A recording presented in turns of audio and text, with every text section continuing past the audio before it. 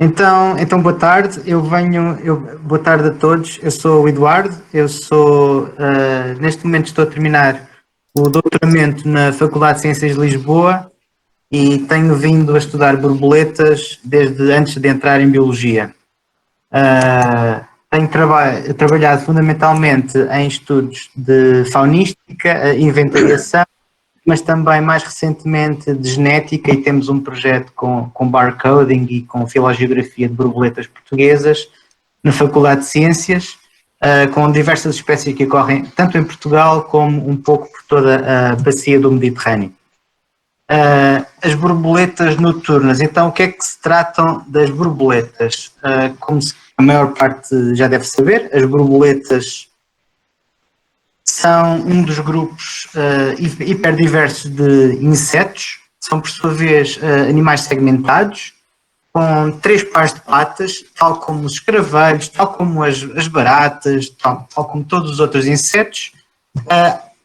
Ao contrário das moscas, estas têm 4 pares de asas, e a característica que essencialmente diferencia as borboletas é que se alimentam por meio de uma tromba, que é a chamada espiritromba, que é um aparelho bucal modificado para beber essencialmente líquidos.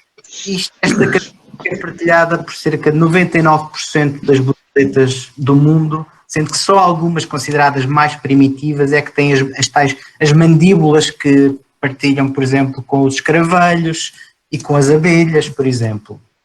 Então, podem ver que a estrutura das abelhas é bastante... Das abelhas não, das borboletas. É bastante complexa. Se lhes tirarmos as escamas das asas que as caracterizam, parecem tantos outros insetos. Felizmente, como têm as asas cobertas de escamas, podem ter uma diversidade de padrões que as tornam bastante mais apelativas às pessoas em geral. Muito bem, as borboletas fazem parte da ordem Lepidoptera, que quer dizer em grego asas cobertas de escamas, e é a característica fundamental destes insetos. Tem uma diversidade fantástica e tem uma origem bastante antiga. No Pérmico, que é um dos períodos mais atrasados na história do mundo, há cerca de 300 milhões de anos terão surgido as primeiras borboletas, sendo que, no entanto, a grande diversificação deste grupo se deu bastante mais recentemente, há 100 milhões de anos, com a explosão das plantas com flor, as angiospermicas. As borboletas viram nas plantas com flor, e especialmente nos seus órgãos sexuais, nas flores, uma oportunidade de diversificar a sua alimentação e explorar novos recursos e novas distribuições no mundo. Foi este período em concreto na história que permitiu às borboletas expandir-se e diversificar-se imenso. Podem ver que existem imensas formas e feitios de borboletas, sendo que aquelas que estamos mais habituados a conhecer, que são as borboletas diurnas, são apenas um pequeno grupo aqui nesta árvore filogenética chamada dos Papilionoidea, entre todas as outras que podem ser consideradas borboletas noturnas. Portanto, as borboletas diurnas são apenas mais umas borboletas noturnas que decidiram mudar de vida e apreciar o sol. À direita temos alguns grupos icónicos de borboletas, nomeadamente em cima um Micropterygídeo, que é uma daquelas borboletas que tem mandíbulas, uma das mais primitivas, terá surgido mesmo há 300 milhões de anos. Depois um exemplo de uma borboleta diurna, que coloca as asas para cima tradicionalmente, e uma borboleta noturna das mais recentemente evoluídas, que é uma Saturnia pavonia neste caso. Muito bem, o que é que são as borboletas? São, tal como disse, um dos grandes grupos hiperdiversos de insetos. É estonteante ver que os invertebrados ou os insetos constituem mais de metade da biodiversidade e intervêm a todos os níveis nos nossos ecossistemas, por isso são absolutamente essenciais de se conservarem. Em relação às borboletas, existem mais ou menos 160 mil espécies, se bem que eu já há 10 ou 20 anos que vejo estes números e todos os anos se descrevem centenas de novas espécies, portanto este número já deve ir perto das 170 mil espécies, e muitas mais haverão por conhecer, sendo que mais ou menos 10 mil existem a nível europeu e 2.800 espécies de borboletas em Portugal, o que é um número avassalador quando existem tão poucos pesquisadores à procura delas. Muito bem, as borboletas são importantes a nível ecossistémico, porquê? Porque por um lado são herbívoros, alimentam-se essencialmente herbívoros, porque se alimentam de matéria vegetal e por isso controlam as populações de plantas infestantes ou mesmo atuam selecionando as plantas mais resistentes, mais bem adaptadas, por isso são grandes motores de evolução. Atuam também como polinizadores, permitindo a fecundação das próprias plantas e a sua propagação ao longo do tempo. E este papel nós vemos nos nossos jardins quando plantamos flores, e são também importantes presas de outros insetos, de mamíferos, como os morcegos, que dependem, algumas espécies, quase exclusivamente das borboletas, e em alguns casos até do ser humano, que em algumas comunidades aproveita este recurso altamente proteico como complemento da sua alimentação. Ora bem, o ciclo de vida das borboletas é bastante complexo e passa por 5 fases distintas. As borboletas adultas, que nós estamos habituados a conhecer, voam, acasalam e põem ovos nas plantas de que as lagartas se alimentam, crescem, passam por uma série de fases ou instares e depois formam-se numa crisálida que depois vai dar origem às borboletas após um período de dormência que pode ser alargado nas nossas latitudes mais frias. Muito bem, a primeira fase de todas é o ovo. Os ovos das borboletas estão adornados de formas por vezes bastante caricatas e estas formas intervêm a nível da camuflagem, a nível da regulação hídrica dos mesmos e diferem tanto de espécie para espécie como de meio em que são postos. Podem ser postos em grupo, podem ser postos isoladamente e são as borboletas adultas que escolhem onde é que os vão colocar. Porque elas não têm cuidados parentais, também os ovos são criteriosamente escolhidos pelas borboletas fêmeas, podem ser postos isoladamente, como podem ver à esquerda, ou em conjuntos por vezes muito grandes, já que quando as lagartas saem do ovo também podem garantir assim alguma proteção de grupo. Os ovos também podem variar em relação à localização onde são postos ou a apresentação em que os podemos encontrar.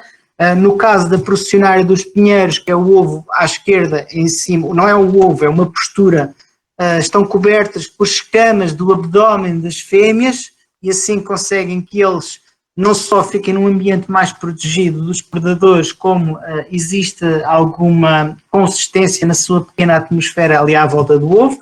Podem estar num novelo de pelos também das fêmeas ou estruturas das plantas, na casca das árvores, podem ser inseridos também no mesófilo foliar ou também nos troncos em que se podem camuflar. Temos uma ampla gama de formas dos ovos e situações em que os podemos encontrar. É uma fase muito importante do ciclo de vida, que depois vai dar origem à lagarta. As lagartas são aquilo que nós chamamos da fase larvar das borboletas. Tem a dita forma eruciforme, que é literalmente forma de lagarta, que é assim, e as lagartas são basicamente máquinas de comer. Toda a anatomia da lagarta é construída para a alimentação. Tem mandíbulas fortes, tem patas e pseudopatas que as auxiliam na fixação ao substrato e na dispersão para outras zonas em que se podem alimentar. E o seu desenvolvimento pode demorar vários anos quando este ocorre em meios pouco nutritivos, como o interior de troncos. As lagartas também experienciam uma grande diversidade de formas de alimentação, de estilos de vida, e evoluíram de uma dieta essencialmente detritívora naqueles grupos mais primitivos para se alimentarem progressivamente das folhas e das flores das plantas angiospermicas. Também algumas espécies utilizam como que casulos protetores, do qual se refugiam dos predadores e com os quais andam às costas, literalmente. E as lagartas também se podem apresentar numa imensidão de formas, cores e estratégias. Estudar lagartas em si é uma ciência bastante vasta que nos pode levar a bastantes resultados interessantes. As lagartas também podem ser solitárias ou gregárias, como podem ver em todas estas associações, e estabelecer relações importantes do ponto de vista mutualista com outros insetos, nomeadamente formigas, mas também podem ser parasitas, já que ao estabelecer primeiro essas relações mutualistas com as formigas, depois alimentam-se, como no caso das borboletas do género Fengaris, das próprias larvas das mesmas, das formigas, nos formigueiros. As lagartas são as fases que de longe se relacionam mais com a nossa espécie, porque podem ser importantes pragas agrícolas e florestais e por isso são gastos muitos fundos no seu controle, nomeadamente nas culturas, mas também podem ser auxiliares e motores económicos, tal como, por exemplo, na produção de seda ou mesmo na alimentação, como já mencionei anteriormente. A fase da pupa é uma fase crucial, porque é uma fase, em geral, imóvel, em que a lagarta se transforma, ou se vai transformar no inseto adulto, no ímago, e é um período em que todas as estruturas das lagartas são reorganizadas e transformadas naquelas que irão ser as estruturas dos adultos, tal como a criação de asas, de patas, de antenas, são estruturas que existiam de uma forma totalmente diferente nas lagartas e vão ser totalmente reorganizadas durante esta fase para quando o adulto vai emergir. Também as pupas são bastante diversas, mas em geral encontram-se protegidas por seda que as lagartas produzem, o tal casulo que nós usamos para a produção de seda, mas também existem bastantes formas e exceções a todo este plano anatómico. Há espécies com o seu revestimento bastante refletor de luz e têm este efeito espelhado. Outras espécies têm uma coloração aposemática, como esta da direita, que parece uma pequena abelha. Outras parecem folhas mortas ou troncos. E, portanto, é uma fase bastante importante que importa ultrapassar sem poder fugir dali caso haja algum predador.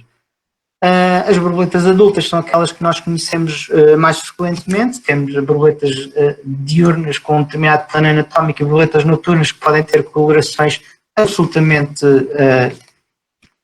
fantásticas. As borboletas adultas, em geral, têm capacidade de voo, como sabem, 4 asas, alimentam-se de líquidos, como eu já disse, e podemos agrupar toda esta diversidade de formas, padrões e tudo mais, com base como é que as asas se acoplam, no tamanho, se são grandes, se são pequenas, se são diurnas, noturnas, na nutrição, etc. Enfim, por exemplo, as borboletas, sabemos que as borboletas mais primitivas não têm uma estrutura que as mais ditas evoluídas possuem, que é um pequeno pelo, que é o frénulo, que existe para segurar as duas asas, As mais primitivas têm uma outra estrutura que é o jugo, portanto são chamadas jugatae. Já as borboletas diurnas, salvo uma pequena subfamília dos hesperídeos, não têm esse sistema de acoplamento das asas, portanto logo aqui podemos estabelecer algumas diferenças entre as borboletas. Os adultos podem ser classificados, tal como disse, de diversas formas. Uma forma utilitarista é classificar as muito pequenas como os microlepidoptera e as muito grandes ou médias como os macrolepidoptera. No entanto, trata-se de uma classificação artificial, ainda que bastante fácil e prática. Nós temos, por exemplo, alguns microlepidoptera bastante maiores do que outros macrolepidoptera, e temos que algumas borboletas normalmente classificadas como microlepidoptera do ponto de vista filogenético são grandes e coloridas e vistosas e são incluídas nos macrolepidoptera, tal como esta borboleta vermelha e preta, que é uma zigaena. Enfim, há para todos os gostos. Em relação aos adultos, geralmente também classificamos as diurnas e as noturnas, sendo que as diurnas entram em repouso com as asas colocadas para cima, no corpo, e as noturnas muitas vezes encostam as asas ao substrato e têm, em geral, padrões mais sombrios, mas as exceções quase que suplantam a regra. Enfim. Muito bem, sabemos que em geral o mundo é das borboletas noturnas porque existem muito mais, a diversidade de formas é imensa, temos imensos padrões, imensas formas, estilos de vida muito distintos. Isto são só exemplos de borboletas que existem em Portugal e longe de apresentarem aquelas formas escuras às quais associamos as borboletas noturnas, enfim, há imensas cores bastante vivas nas borboletas. Em Portugal, se por um lado nós temos um guia de campo que congregou aqui há alguns anos o conhecimento existente para as borboletas diurnas, o livro do Ernestino Maravalhas, em que se compilou à volta de 135 espécies e foi pouco atualizado até recentemente, só temos mais cerca de meia dúzia de espécies novas, algumas ainda por publicar. Em relação às noturnas, o conhecimento tem aumentado brutalmente, a ponto que a última atualização da lista das nossas espécies a nível nacional, a lista pelo nosso colega inglês Martin Corley, em 2015 já está subejamente desatualizada, como podem ver pelo gráfico, desde 2015, em que o autor assinalava cerca de 2.588 espécies em Portugal, já vamos em 2.723, eu acho que já devemos tocar nas 2.800. Alguns dos nossos colegas que estão aqui a ouvir-nos já têm algumas espécies novas para Portugal por publicar, eu próprio tenho alguns artigos na calha para serem publicados. Todos os anos se descobrem espécies novas em Portugal, não só espécies novas para o país, como também espécies novas para a ciência, o que é bastante relevante. E Portugal é um país bastante rico em borboletas noturnas, sabendo que em Espanha existem mais ou menos 4.800 espécies catalogadas. Ora, Espanha tem uma área 5 vezes superior a Portugal, no entanto só tem 2 vezes mais espécies do que em Portugal. Mas porquê? Porque é que Portugal é assim tão especial? Bem, Portugal, apesar de estar na ponta da Europa, faz parte de uma região imensamente rica em biodiversidade. E isso torna-o bastante especial e Portugal é bastante responsável na conservação dessa biodiversidade. É a zona do Mediterrâneo, que tem, pela sua orografia, pela sua história biogeográfica, porque existem imensas montanhas, existem imensas condições climáticas diferentes, alberga uma riqueza notável. Podemos ver à esquerda o mapa do Mediterrâneo, Portugal, apesar de facto no cantinho da Europa, está numa posição bastante a sul, está perto da África, tem um contacto físico com o resto da Europa, portanto funciona também como uma placa giratória conjuntamente com a Espanha de toda essa diversidade. Mas essa diversidade não é só de agora, essa diversidade também deriva do seu passado, porque sabemos que há cerca de 18 mil anos atrás a maior parte da Europa estaria coberta de gelo, sendo que a biodiversidade teve que retroceder até certo ponto para o sul, sendo que os principais refúgios para onde se conseguiu manter alguma diversidade de borboletas e de tantos outros organismos foram as grandes penínsulas do sul da Europa, tal como a Península Ibérica, a Península Itálica e a Península Balcânica e a própria Anatólia, a Turquia. E, portanto, Portugal foi ali um refúgio de biodiversidade. No entanto, ainda podemos ir um pouco mais atrás, ao período messiniano, que foi uma altura bastante específica, há mais ou menos 5,5, 5,3 milhões de anos atrás, em que Portugal e Espanha, esteve fisicamente conectado com o norte da África e permitiu o intercâmbio de muitas espécies. Sabemos, por exemplo, que chegaram hipopótamos ao sul de Espanha, tal como chegaram várias espécies de micromamíferos ao norte da África e houve um intercâmbio bastante interessante de biodiversidade.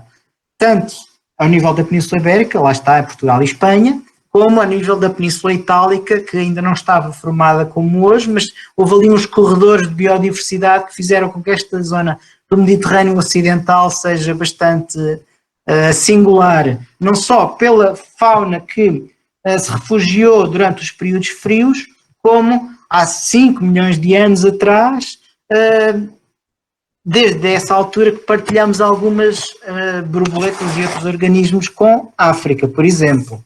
Por isso é que Portugal também é tão importante. Ora, importa conhecer toda essa biodiversidade. Em geral, os observadores aproveitam-se de um facto bastante interessante associado às borboletas, que é a sua atração pela luz. Não é tanto uma atração, é uma relação de amor-ódio, porque a luz de facto interfere com os sistemas de visão das borboletas e enfim, elas ficam confusas e o seu voo fica orientado em relação às luzes. E, portanto, os observadores usam esse glitch na biologia das borboletas para as poder estudar. Ora, e é assim, ao contrário das borboletas diurnas, que nós temos que procurar ativamente no campo, que podemos inventariar as borboletas noturnas. É uma excelente oportunidade para conhecermos o que é que existe à nossa volta, através de uma luz adequada, geralmente na gama dos ultravioletas e apoiando-nos em diversos guias de campo e em diversos trabalhos publicados, em fotografias, podemos comparar o que é que existe em cada local. Enfim, e torna-se uma atividade bastante interessante que congrega bastantes entusiastas em todo o mundo. E, como tal, há que estudar isto tudo e tem havido diversas iniciativas ao longo dos anos. Pode-se entender que o precursor das estações de observação das borboletas noturnas em Portugal, que agora estamos a iniciar, foi o projeto da Noite Europeia das Borboletas Noturnas, do qual fui coordenador nacional, que surgiu em 2004. O objetivo era obter um instantâneo da biodiversidade das borboletas em toda a Europa numa altura definida do ano, que variava de ano para ano, mas o projeto teve algumas dificuldades e hoje em dia está um pouco empancado, mas pode ser que ainda ressurja porque é um projeto bastante interessante. No entanto, não estabelecia aquela ideia de extensão ao longo do tempo de um projeto de monitorização das borboletas noturnas. Entretanto, o Pedro Pires, que vai falar do site, criou aqui há uns anos, comigo a ajudar e a apoiar do ponto de vista mais técnico, mais científico, o site Lusoborboletas, e que tem paulatinamente vindo a ganhar momento na apresentação do que é que são as borboletas e o estudo das borboletas em Portugal. Ora bem, passando, já me estou a alugar um pouco, passando agora para as nossas borboletas, nós temos, como disse, cerca de 2.800 espécies, dos quais cerca de 1.000 são os chamados macrolepidópteros. O que é que são os macrolepidópteros? Lá está, é aquele termo utilitarista que tende a dizer que as borboletas maiores, mais facilmente identificáveis, são cerca de 1.000 espécies em Portugal, mais 100, menos 100 espécies, e esse número também está sempre a ser alterado. E como tal, para a rede de estações de borboletas noturnas, nós criámos, e especialmente o excelente trabalho fotográfico da Ana Valadares, congregou cerca de 145 espécies que importa conhecer e descobrir em Portugal, e que queremos que as estações de borboletas noturnas venham a auxiliar na descoberta, seja numa zona mais natural, seja num quintal, seja numa varanda, enfim. Não só incluímos espécies do continente, como algumas espécies da Madeira, de onde já temos estações. Ainda não temos nos Açores, mas pretendemos para lá caminhar. Ok. Muito bem. Vou passar muito rápido algumas famílias mais notáveis de borboletas noturnas que existem em Portugal. Temos a família Epelida, com 2 espécies e espécies bastante primitivas. Temos uma espécie que existe nas montanhas do norte e outra que está bem distribuída no centro e norte do país.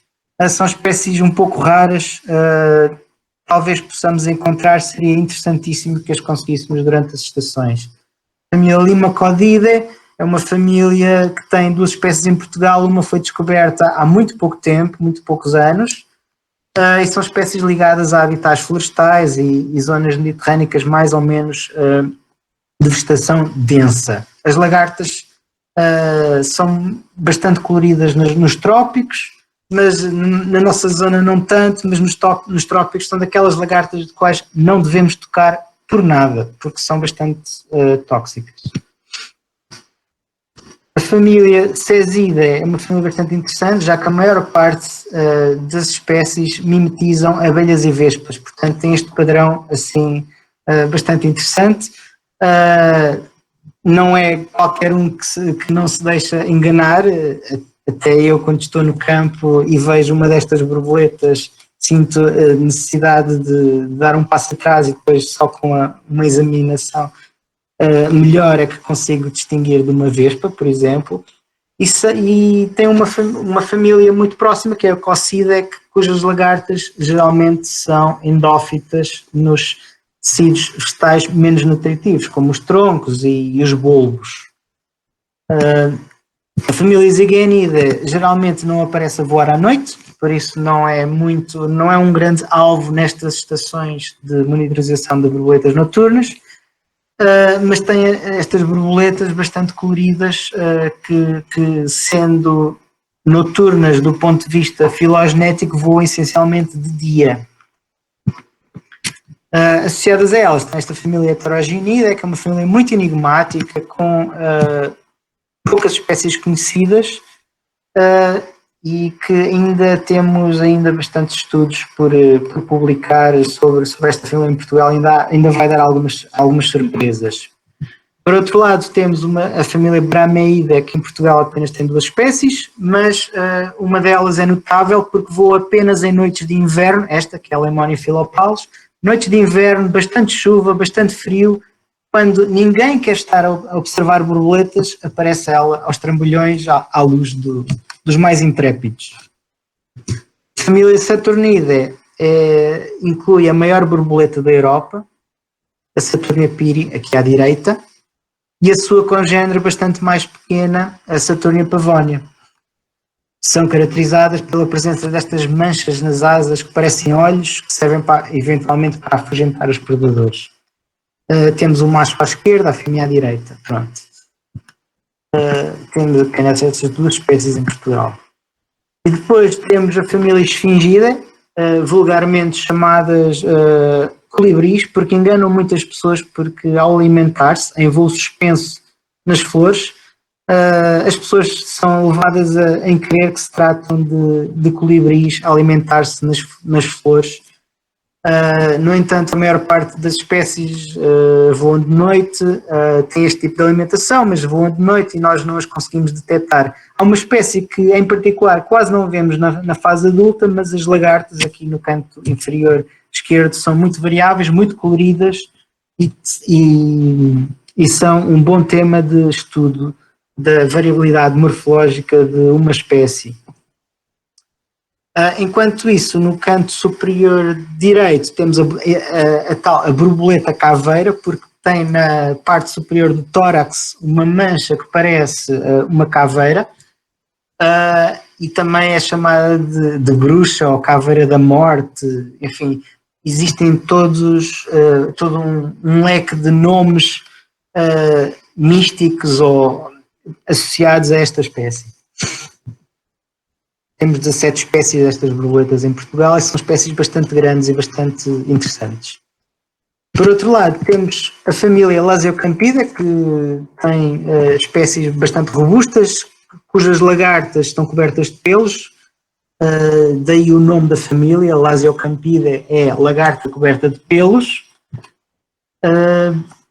E depois temos a família Simelidae, que tem apenas uma espécie em Portugal. É uma família bastante interessante, é uma família limitada à zona do Mediterrâneo, com espécies dispersas, muito poucas espécies e bastante coloridas. A única questão é que esta borboleta, apesar de estar aqui numa foto grande, tem 2 centímetros. Se tivesse 15 ou 20, seria facilmente a borboleta mais bonita da Europa. Depois temos a família Drepanidae. A família Drepanidae e Notodontidae são famílias mais pequenas, são famílias bastante diversas, estão ligadas a zonas de floresta, de folhosas, e são famílias mais diversificadas na Europa Central, mas que têm algumas espécies bastante interessantes também em Portugal. Como podem ver, em Portugal existe também uma grande diversidade. A família Limantridae está associada muitas vezes a algumas pragas florestais, como a mínima dos carvalhos, como que é a Limantria dispar, e outras espécies, como o Eucoptis crisórroe, que também causam alguma alergia. E a família Nolida é uma família também florestal, uma família de poucas espécies. Também tem algumas espécies mais notáveis, assim, tons verdes, por exemplo, como a Bena bicolorana. E a família Arabidae também quebra todos esses paradigmas de que as borboletas noturnas são escuras e feias, porque não só as lagartas são bastante extravagantes com a sua cobertura de pelos, como os adultos podem ser bastante coloridos. Bem, havia mais espécies, mas eu tive um pequeno problema no meu computador. Podemos falar ainda de outras famílias, como por exemplo a família Noctuidae, que tem cerca de 200, 300 espécies em Portugal. Está associada a muitas espécies praga, e tem uma diversidade bastante grande, e todos os anos estamos a descobrir espécies novas nessa família.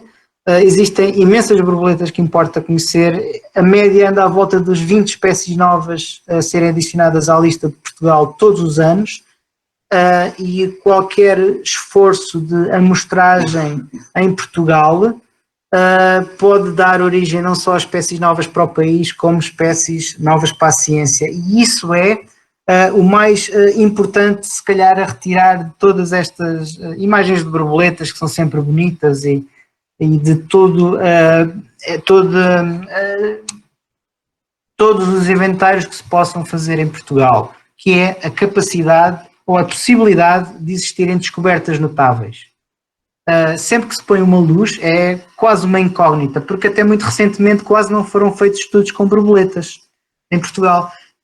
E realmente, especialmente em zonas remotas, mas, por exemplo, eu quando comecei aqui há quase 20 anos, eu punha a luz das borboletas no estendal da roupa da casa dos meus pais, que é em Lisboa, num 7º andar, e tive espécies novas para Portugal nessas situações.